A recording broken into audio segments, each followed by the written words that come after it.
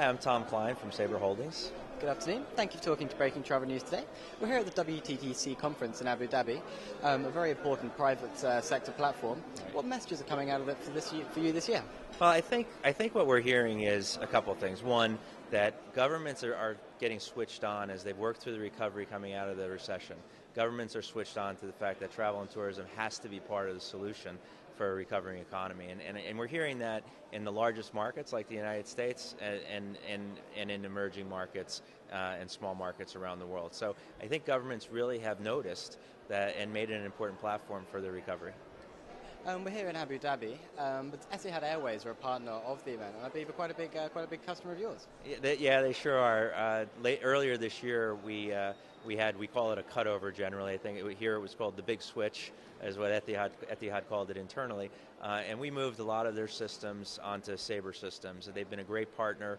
I think it was an excellent work on their part and their team's part to cut over the airline systems to Sabre, and things have gone well. So we're proud to be a partner of Etihad here in Abu Dhabi.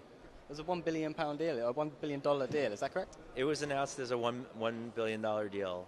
It was a broad deal across the number of years, and it was an important deal for both of us. It's almost a year since we last spoke.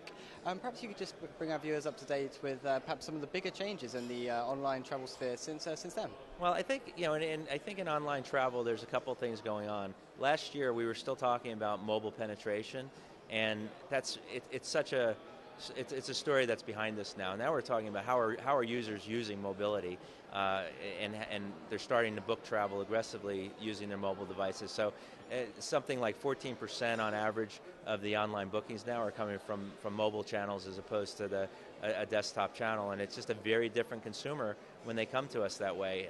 Their purchase is generally consumed within a day or two after they make it. So it's a very short window. In some cases, a new customer, or it's the same customer who's just behaving differently. So it's quite a big change for the industry. Are you noticing any distinct trends here in the Middle East? Well, I think here in the Middle East, again, right now it's if you look at the demographic here, it's a young, vibrant demographic. There's a big middle class, and they're very technically savvy. The growth rates here in the Middle East are up in the 9% range versus about 1.5% globally for travel. So all sectors of travel here are growing, including the online piece. It's an exciting region. Yeah. Thank you very much for talking to us today. It's good seeing you, Chris. Take care.